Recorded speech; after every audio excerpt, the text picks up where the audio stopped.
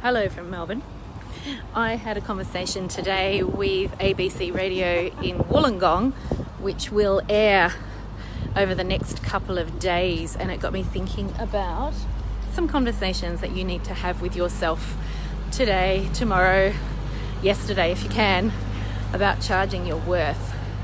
So the question put to me today was, in a freelance gigging economy, how do people know how and when to charge their worth? How do people determine what their worth is? Now, one of the things I spoke about was market research. And market research, I believe, actually has a good side and an evil side. It depends how you use the knowledge you gain. So if you are doing market research into your area of business and you are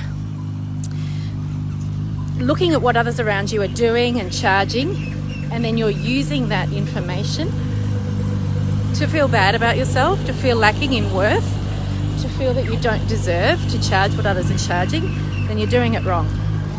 Basically, market research should be used to inform decisions about where you are placed in the market, not on your perception of your worth, but on your understanding of what the community needs, what other people are charging, to give you a ballpark figure, and then you up the ante.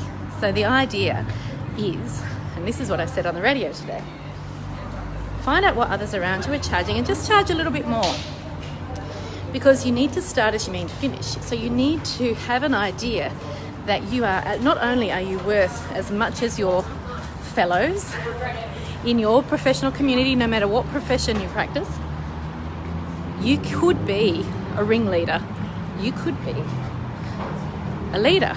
You could be the person who encourages others to charge their worth. So imagine if everybody started undercutting each other, we'd all be working for free in 5 minutes flat. The alternative, or the flip shot, no, the flip side is, imagine if you were just $5 dearer than everybody else in your area, in your profession. It's not so much more that it's offensive to everybody else, but it's enough to give yourself a little bit of a jolt. Now I have to live up to this. So now I have to provide value to demonstrate my worth. So that's one.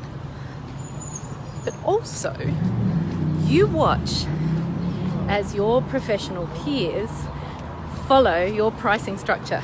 And that's a good thing. It's a good thing. You're doing a favor to your professional community by encouraging them to charge their worth too.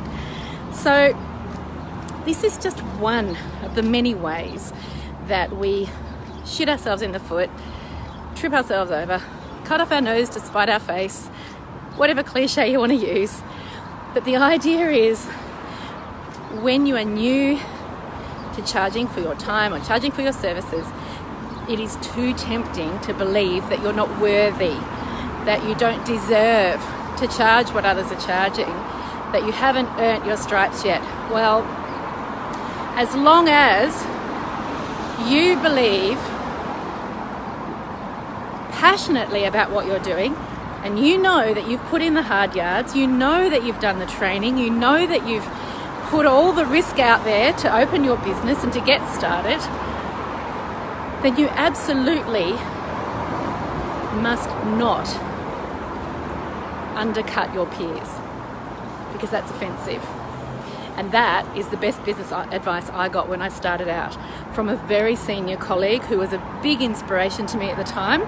And I very fearfully told her that I was going into private practice, and her first words to me were, "Don't you dare undercut me."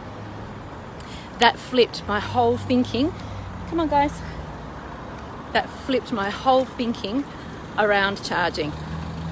It's not just what you think you're allowed to charge. It's also what your professional community feels is an appropriate standard. Now, many times that's still too low. So, to give you an idea, many mental health professionals charge half of what our professional body recommends our fees should be. So, Have a look at your professional body if you've got one, what their recommended fees are. Have a look at what your colleagues are doing. Be the most expensive. Be brave. What have you got to lose? You're either going to underpitch your fees or your pricing structure and attract the wrong clientele, the ones who are going to constantly want more and more from you and pay less and less and less. Or imagine, what if you only attracted the clients drawn to the work that you do and the value that you give, and they don't care what you charge, within reason, right? So have a think about it. Stop undermining yourself. Crown is that way, I think. Thanks. So stop undercharging.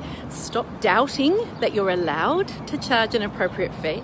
Stop shooting yourself in the foot by offering discounted services or undercutting other colleagues, because that won't help your reputation either. Stand up for the hard work you've put in, on all the risks you've taken to open your business, and go for gold, because I believe you can, and you should. See ya.